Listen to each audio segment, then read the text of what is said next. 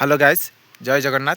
आज आम जाऊँ खैराणी जी कि आमर एठू 2 किलोमीटर खैराणी एठार हम 2 किलोमीटर मैक्सीम आम अभी आसचु हाफ किलोमीटर आसचु। आज आम हेले बिल मझे जेहेतु ठाकुराणीटा खैराणी मंदिर आमर जेहेतु माँ दर्शन ये माँ दर्शन स्थान ये ये देखो सफा बिल मझे ठाकुराणी मंदिर आमर एपटू गले आमर ठाकुराणी मंदिर अच्छा भी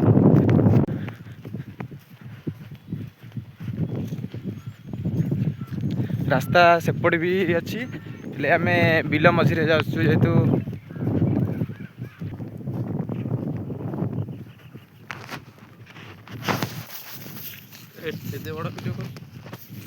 देखु ये बाटर आम मुग भी देखिलु मुग लगाई माने बाटर देखो भाई आम मुग खाऊँ एपट भी सी मुग लगे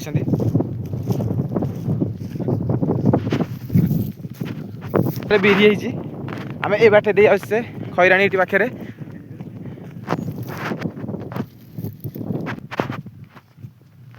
देखो आम आसी जाइए अबिका खैराणी पहुँची गलु।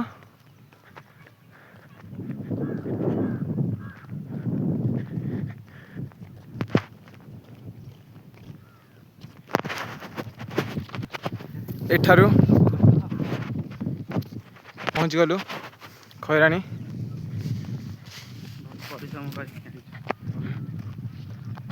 बहुत परिश्रम करके आम पहुँची गलु खैराणी।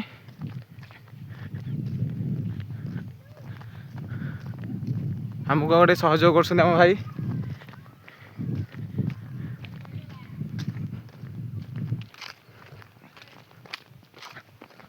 देखो पहुँच गलु मझे गोटे पोखरी अच्छी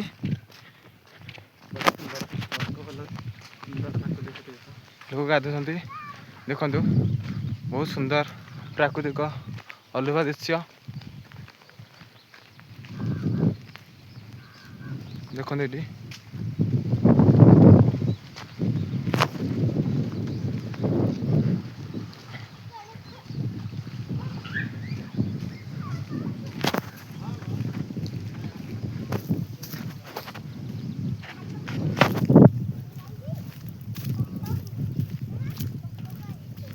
पहुँची गलु आम खैराणी मंदिर।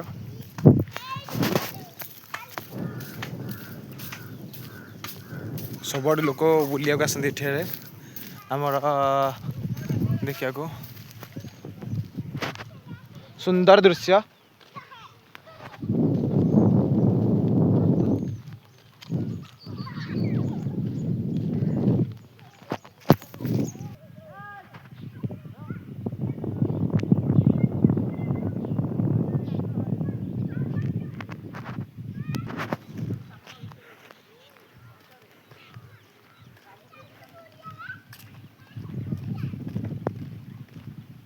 लोक ये भोजी करा केते गुड़े लोक आमर एठारे भोजी कर खैराणी माँ मंदिर को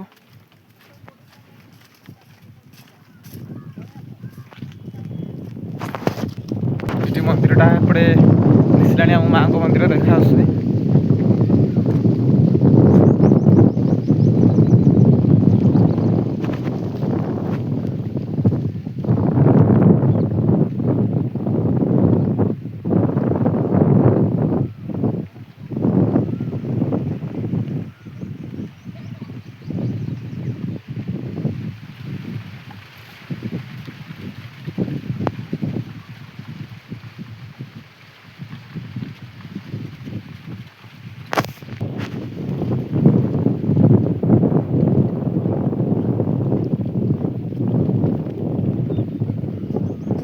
ये स्वच्छ यहाँ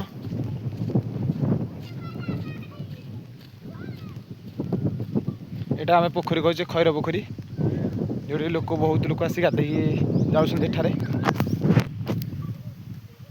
एठार गोटे कूଅ अच्छी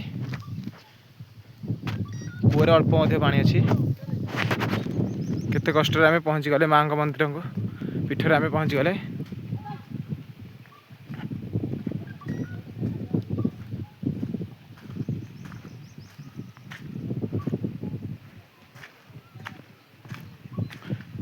ପଥର ମୂର୍ତ୍ତିରେ ଆମର ଜଗନ୍ନାଥ ମନ୍ଦିର, ଜଗନ୍ନାଥ ଆସିଛନ୍ତି ପଥର ମୂର୍ତ୍ତିରେ। ଏ ଠାକୁରାଣୀ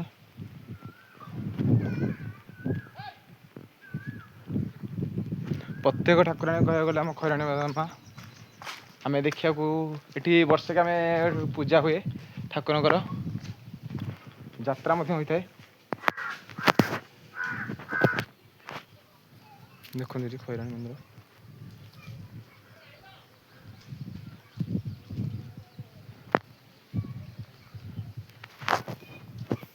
ମନ୍ଦିର ଅବିକା ବନ୍ଦ ଅଛି। ଦେଖନ୍ତୁ ଏଟା ରୋଷେଇ ପାଇଁ ଜାଗା, ଏଠାରେ ଆଇଁଷ ହୁଏ ନାହିଁ। ଦେଖନ୍ତୁ କେତେ ସୁନ୍ଦର ଜାଗା ଏ। ଆପଣ ବି ବୁଲିବାକୁ କେତେବେଳେ ଆସନ୍ତୁ ଖଇରାଣୀ ମନ୍ଦିର।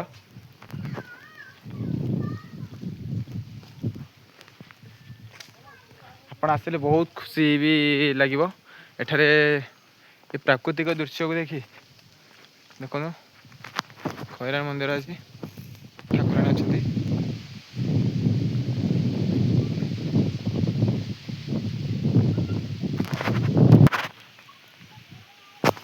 ପଛ ବେଢ଼ାରୁ ଆମେ ଆସିଛୁ, ପଛ ବେଢ଼ାରୁ ଦେଖନ୍ତୁ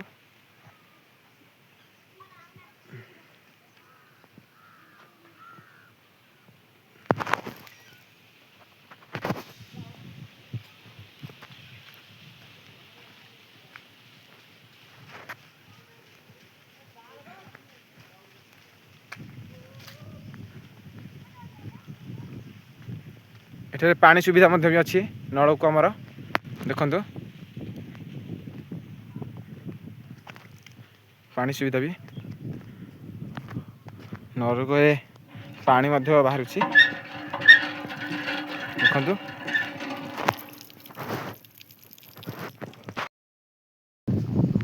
ଦେଖନ୍ତୁ ଏଠି ମଉସା ବି ଆମର ଆସୁଛନ୍ତି। ଆମେ ଖଇରାଣୀ ବିଷୟରେ କିଛି ତାଙ୍କଠୁ ପଚାରି ନେବା। ମଉସା ତମ ଘର କୋଉଠି?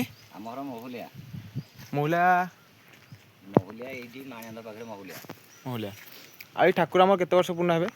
ଠାକୁର ରାଜଳ ଅମଳରୁ ଥିଲେ। ସେ ଖଇରା ମାନେ ଆସିକି ସେତେବେଳେ ଏଇ ଠାକୁର ସ୍ଥାପନା କରିଥିଲେ। ଆମେ ଦେଖି ଆଉଛୁ, ଆମ ବାପା ଅମଳରୁ ସିଏ ଦେଖି ଆଉଛନ୍ତି, ଆମେ ବି ତାଙ୍କଠୁ ଜନ୍ମ ହେଇକି ଆମେ ବି ଦେଖି ଆଉଛୁ। ଆମକୁ ହେଲାଣି 55-60 ହେବ ହେଲା। ଏମିତି ତ ଚାଲିଛି। ଠାକୁର ଥିଲେ ଛୋଟ ଥିଲେ, ଏବେ ବଡ଼ ହେଇକି ମନ୍ଦିର ଫନ୍ଦିର ମାଗା ଯାଜା କରିକି କରାହେଇଛି ଆଉ। ମୁଁ ଶୁଣିଥିଲି ଗୋଟେ ଖଇରା ବୋଲି ଜାତି ଆସିକି ରହୁଥିଲେ। ହଁ, ଖଇରା ବୋଲି ଜାତି ଥିଲେ ସେ, ଆମେ ବି ଜାଣିନୁ। କହନ୍ତି ଲୋକ ବୁଢ଼ା ବୁଢ଼ା, ଆମ ଜେଜେ ମାନେ ସେମାନେ କହନ୍ତି। ଆମେ ତାଙ୍କଠୁ ଶୁଣିକି ଆମେ ବି କହୁଛୁ ଖଇରା ମାନେ ଥିଲେ, ଖଇର ପୋଖରୀ କରିଥିଲେ। ସେଠି ଉଜଳା ଢିପ ଗୋଟେ ଅଛି, ସେଠି ବି ରହିଥିଲେ। ସେଠି ବି ହାଣ୍ଡି ଆଟିକା ସବୁ ବି ବାହାରିବ ବର୍ତ୍ତମାନ ଖୋଳିଲେ ସୁଦ୍ଧା ସେ ଜାଗାରେ। ସୁନା ରୂପା ସେତେବେଳେ ଥିଲା, ସବୁ ଜିନିଷ ବାହାରିଥିଲା। ସେମାନେ ପଳେଇଲେ ଛାଡ଼ିକି, ତାପରେ ଆମ ଲୋକ ଆସିକି ଏଠି ମାନେ ଇଏ କରିକି ବାସବୁସ କରିକି ରହିଲେ, ଚଳବୁଚଳ ହେଲେ। ଠାକୁର ପୂଜା ଫୂଜା ସବୁ କରୁଛନ୍ତି ବର୍ତ୍ତମାନ ଆଉ। ହଉ ମଉସା ଠିକ୍ ଅଛି। ଇଏ ମଉସା ବି କହିଲେ ଏଠାରେ ଆମର ଅଛି ଯେଉଁ ଖଇରାଣୀ ମନ୍ଦିର ସ୍ଥାପିତ, ସିଏ ଆମର ରାଜା ଅମଳରୁ 200 ବର୍ଷ ପୂର୍ବେ ପୁରୁଣା ହେଇଥିବ ମଧ୍ୟ। ସିଏ ବି ଠିକ୍ରେ ଜାଣିପାରିନାହାନ୍ତି। ଆସିଛନ୍ତି ଖଇରାଣୀ ବୋଲି। ଭାଇ ତମ ଘର କୋଉଠି? ମାଣିବନ୍ଧ। ମାଣେନ୍ଦ ମାଣିବନ୍ଧ ପ୍ରଧାନ ସାହି ଆମର ଆଉ। ବୁଲିବାକୁ ଆସିଛ? ଆଜ୍ଞା। ଏଇଠୁ ଘର କେତେ କିଲୋମିଟର ହେବ? 2 କିଲୋମିଟର। 2 କିଲୋମିଟର। ସଦାବେଳେ ଆମେ ଏଇଠି ଗାଧା ପାଧା କରିବାକୁ ଆସୁଛନ୍ତି, ଲୋକ ବି ଭୋଜି ଭାତ କରି ଆସୁଛନ୍ତି। ଆମେ ବି ଆସୁ, ସାଙ୍ଗମାନେ ଆସୁଛନ୍ତି, ସେତେବେଳେ ଗାଧଉଛନ୍ତି। ଏଠି ବସିଛି ମୁଁ ଆଉ, ଯିବୁ ଘରକୁ ଯିବୁ ଆଉ। ମହାପ୍ରଭୁଙ୍କ ସ୍ଥାନ ଭଲ ଲାଗୁଛି, ଆସିକି ବସିକି ଭୋଜି ଭାତ କରୁଛନ୍ତି ଲୋକ, ବୁଲିବାଲି ଯାଉ। ଆମେ ବି ଭୋଜି ଭାତ କରୁ, ଖାଉ ପିଉ ଯାଉ, ଭଲ ଲାଗୁଛି। ଭଲ ପରିବେଶ ଭଲ ଲାଗୁଛି ଏଠି ବି। ମାନେ ଏରା ଏତେ କାମ ହେଇନଥିଲା, ଏବେ ଜାଣି କାମ କାର୍ଯ୍ୟ ହେଇଛି ସବୁ। ଏମିତି ହେଇଛି। ମହାପ୍ରଭୁଙ୍କୁ ଲୋକ ମାନନ୍ତି, ଠାକୁର ପ୍ରତ୍ୟେକ ଠାକୁରାଣୀ ବୋଲି ମାନନ୍ତି ଆଉ। ଏଠି ପ୍ରତ୍ୟେକ ଠାକୁରାଣୀ। ଭାଇ ଆମର ଏଇ ଯେଉଁ ଖଇରାଣୀ ଯାତ୍ରା କେବେ ଆରମ୍ଭ ହୁଏ? ଏଠି ଆମର ବୈଶାଖ ପୂର୍ଣ୍ଣମୀ ଦିନ ଯାତ୍ରା ହୁଏ। ଲୋକମାନେ ଏଠି ଆସନ୍ତି, ଭୋଜି ଭାତ କରନ୍ତି। ଛୋଟ ପିଲାଙ୍କ ଚୁଟି ଫୁଟି ପଡ଼େ, ମହାପ୍ରଭୁଙ୍କୁ ଯାହା ଯାଚା ହେଇଥାଏ ସେଇଟା ବି ଲୋକ ଦେଇକି ଯାଆନ୍ତି। ଆଉ ଏମିତି ସବୁ କରି ଯାଆନ୍ତି ଆଉ। ଭାଇଙ୍କଠୁ ଆମେ ବୁଝି ନେଇଛୁ, ଆପଣ ବି ଏଠିକି ଆସନ୍ତୁ, ବୁଲିକି ଯାଆନ୍ତୁ। ଜୟ ଜଗନ୍ନାଥ ସାଙ୍ଗମାନେ। ଆମ ଭିଡ଼ିଓକୁ ଲାଇକ୍ ଆଣ୍ଡ ସବସ୍କ୍ରାଇବ୍ କରନ୍ତୁ।